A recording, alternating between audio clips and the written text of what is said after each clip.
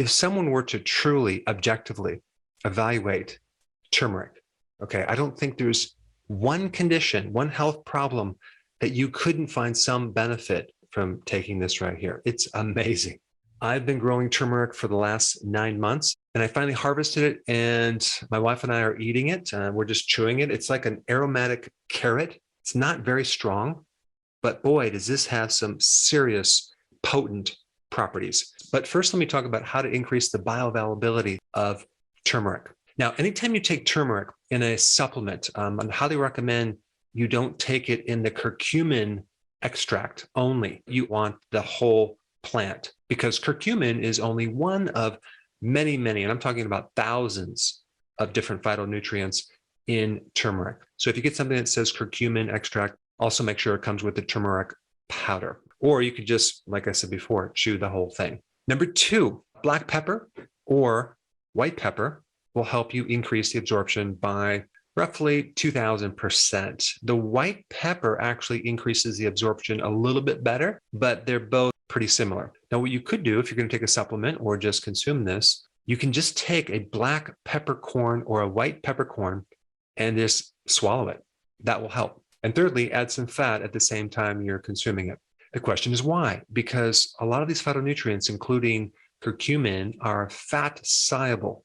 So in order to better absorb them, you need some fat. You can do ghee, you can do butter, MCT oil, coconut oil, olive oil, any of the fats, just a little bit. Now, the other thing to know is that these phytonutrients are a bit heat sensitive. So if you're going to put them in your foods, chances are they're not going to be as potent.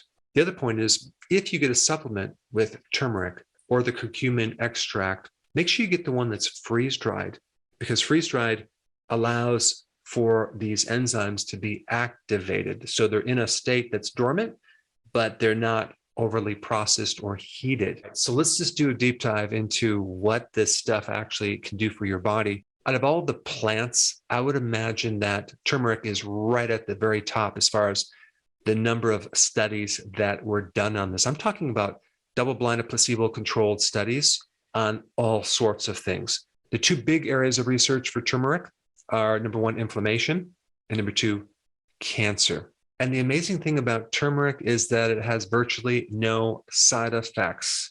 There's been no deaths, no serious side effects, maybe some slight digestive problems if you have too much.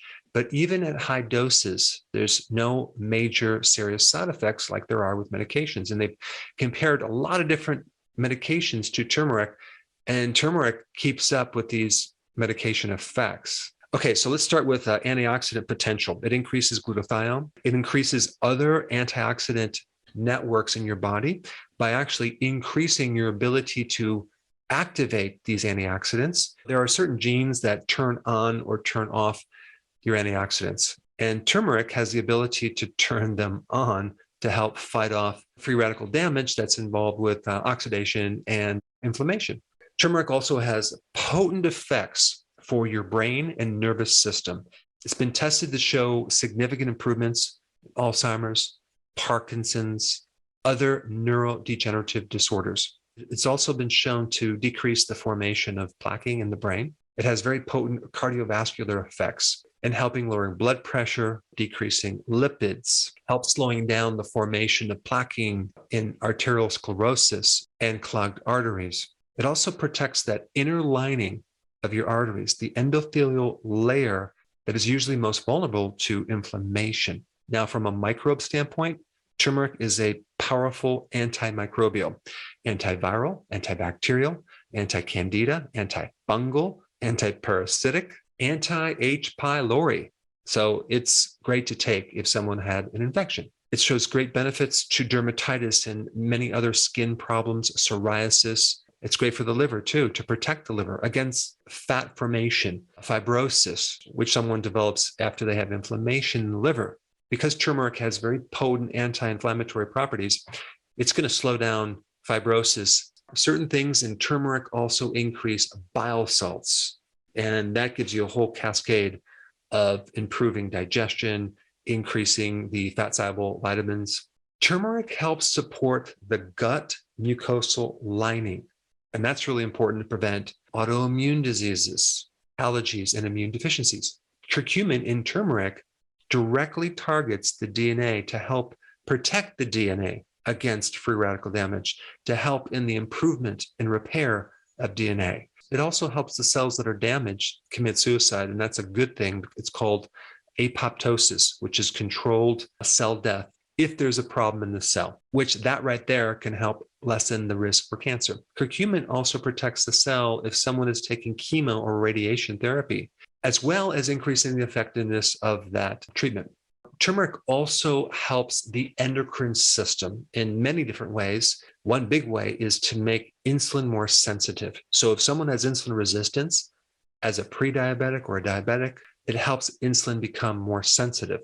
There's been quite a few studies, and I'm talking about like clinical trials that are double-blinded, placebo-controlled studies showing protection against a pre-diabetic going into a diabetic. Also, at the same time, diabetics taking this greatly reduce the complications from diabetes. So even though they have diabetes, they have a lot less side effects. Also, turmeric shows great therapeutic benefits in being an adaptogen, which is something to help you increase your tolerance against stress. This has also been used to help depression, anxiety. So it can help both mood disorders as well as cognitive disorders. But like I said before, cancer and inflammation are the two primary things that turmeric is known for. There's a lot of research in many different types of cancers, not only directly targeting the cancer, but inhibiting a lot of the mechanisms that are involved with cancer, including inhibiting angiogenesis, which is feeding blood flow to the cancer, countering some of the mechanisms that cancer and tumor cells use to suppress your own immune system. So it actually helps your cells prevent the cancer cell from surviving. And also in one study, they found curcumin inside a colon cancer cell, which means that somehow it ended up there, which is a good thing because now that can create some really cool effects. There's many different pathways involved with inflammation. And so curcumin seems to inhibit most of those pathways, which gives a very broad spectrum approach for inflammation. I'll include one study that shows all the different medications that work for inflammation and then how curcumin mimics a lot of these medications. And so curcumin is not actually a root, it's a rhizosome, which is kind of like the stem of a plant that lives underneath the soil to help protect it. And like I said before, it's not bad, but if you're not growing it, just go to the grocery store, go ahead and buy some organic and just eat 2 or 3 of these per day to prevent a lot of problems. Delicious.